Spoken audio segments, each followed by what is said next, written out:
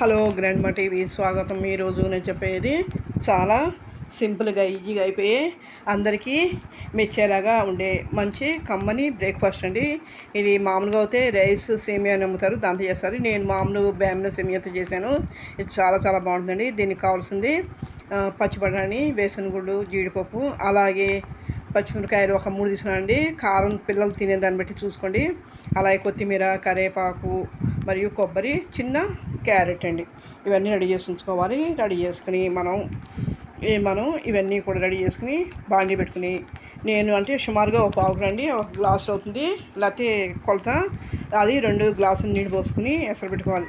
అది ఎసరు మరిగేలోపు మనం పచ్చిమిరకాయలు, కొత్తిమీర, కొబ్బరి, అలాగే దీని రుచి సరిపడా ఉప్పు, కొద్దిగా జీలకర్ర వేసి మొత్తం మిక్సీ పట్టుకుని మెత్తం పేస్ట్గా చేసుకుని రెడీగా ఉంచుకోవాలి.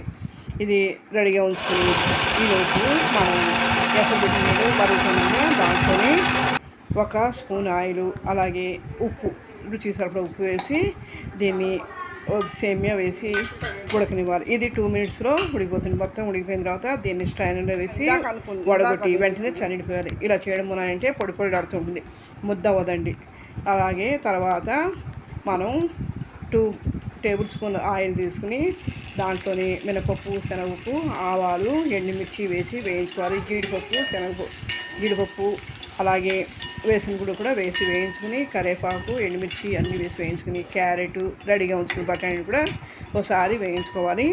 వేయించుకుని మనం ఆల్రెడీ మిక్సీ పట్టుకున్న మిర్చి పేస్ట్ని కూడా వేసి అది పచ్చివాసన పోయే వరకు వేయించుకోవాలి. ఇది వేగిన తర్వాత మనం రెడీగా ఉన్న సేమియాను కూడా దాంట్లో వేసి వేయడమేనండి. ఇది పొడి పొడి చాలా సింపుల్గా అయిపోతుంది. ఇది మార్నింగ్ బ్రేక్ఫాస్ట్కి, అలాగే ఈవినింగ్ డిన్నర్ టైంలో కూడా టిఫిన్గా కూడా బాగుంటుందండి.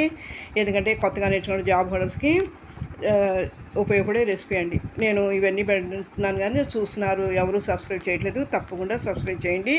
అలాగే మీ ఫ్యామిలీ ఫ్రెండ్స్కి, అలాగే మీ నెబర్స్కి, రిలేటివ్స్ కూడా షేర్ చేయండి. ఓకే, థ్యాంక్ యూ అండి.